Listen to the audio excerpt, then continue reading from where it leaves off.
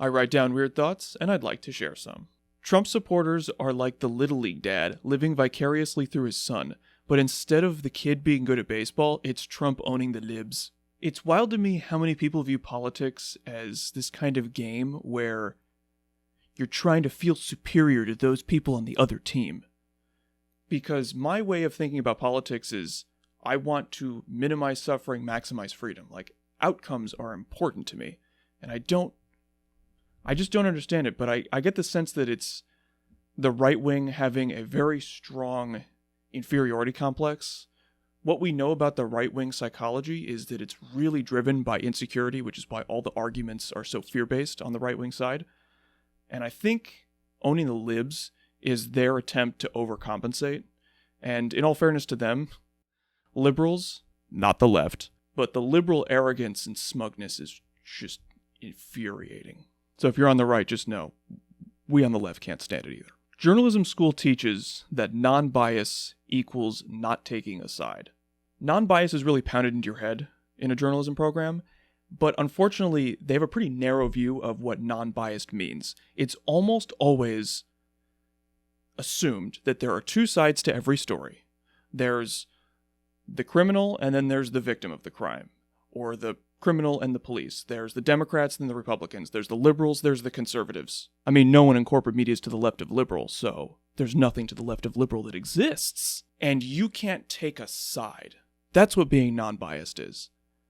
Unfortunately, that excludes a lot of the biases that people do have. They just go completely ignored. Your class biases. That is something that was literally never brought up in any of my journalism classes. The bias of what is a problem. If you're wealthy, you're probably not going to have, I don't have health insurance as part of your consciousness, which is probably not too surprising considering the coverage we see on television.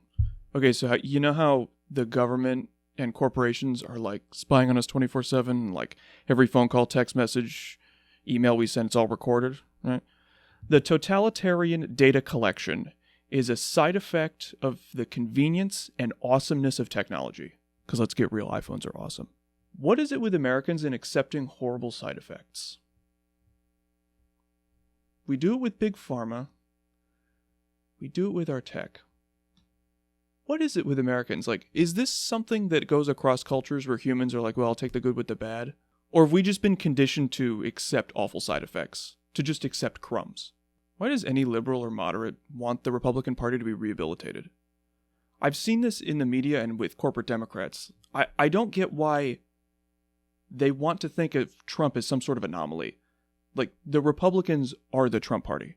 Remember how 94% of Republican voters went for Donald Trump, even after seeing him for 4 years? I mean, if you're a Democrat, don't you want to stick Trump and every facet of his horribleness to the Republican Party that's been enabling him this entire term? I get that the corporate Democrats, the ones that are actually in our government, I get that they want the Republican Party around because they have the same donors. And the Republican Party existing gives people like Joe Biden and Nancy Pelosi and Chuck Schumer the best excuse for why they can't fight for our well-being.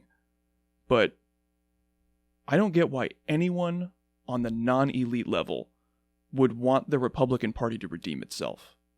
Especially because those are the people, again, we're talking about liberals and moderates here. These are the people that are most likely to have equated Trump as being the second coming of Hitler. Why do you want to rehabilitate the party that enabled him?